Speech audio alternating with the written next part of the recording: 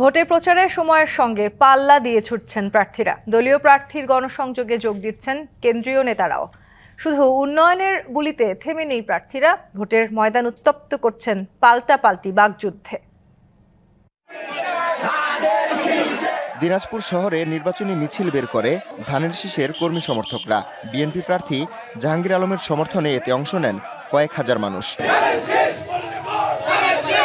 সিলেট জজ কোর্ট এলাকায় প্রচারণা চালান সিলেট ১ আসনের বিএনপি প্রার্থী খন্দকার আব্দুল মুক্তাদির। বলেন, বহুদিন পর নিরাপদ পরিবেশে ভোট দেওয়ার সুযোগ পাবে মানুষ। যেভাবে নিরাপত্তা পরিকল্পনা তৈরি করা হয়েছে, এতে বহুদিন পরে আমাদের আপমর মানুষরা সম্পূর্ণ নিরাপদ একটা পরিবেশে ভোট দেওয়ার সুযোগ পাবেন। ভোটের প্রচারে নরসিংদী ১-এর বিএনপি প্রার্থী বলেন, ক্ষমতায় যেতে পারলে নারীর পূর্ণ অধিকার বাস্তবায়ন করা হবে। আমরা জনগণের রাজনীতি করি, জনগণের খেদমতের জন্য রাজনীতি করি, জনগণের কল্যাণেই রাজনীতি করি।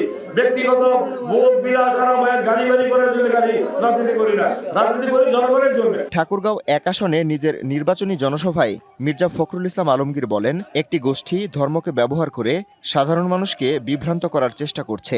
এখানে ধর্মকে ব্যবহার করে মানুষকে বিভ্রান্ত করার চেষ্টা করা হচ্ছে। সপ্তাহে 5 দিনই কোর্টে যেতে হয়েছে, 11 বার জেলে গেছি, 3.5 বছর জেলে থাকছি।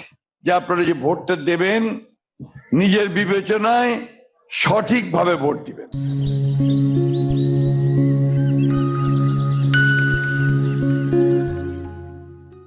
নাটোরের সিংড়ায় নির্বাচনী পদযাত্রা করেছে এনসিপি।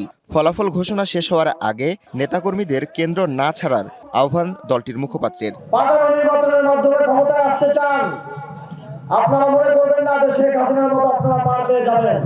আপনাদের সন্তানরা মুক্তির জন্য জীবন দিয়েছে রাজপথে, সেই বাংলাদেশের মানুষ প্রয়োজনে ভোটের জন্য জীবন দিবে।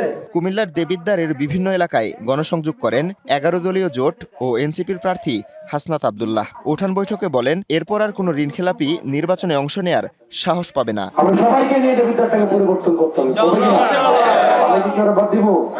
আমরা সবাইকে নিয়ে আমরা আগামী 5 বছর এমন ভাবে কাজ করব, আমি আপনাদের কাছে আশা রাখবো না, আপনারা আমার খুঁজে বের করবেন।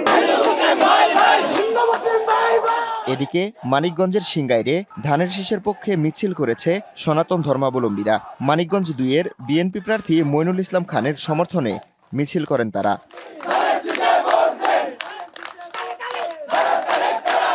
Habibur Rahman, DBC news desk.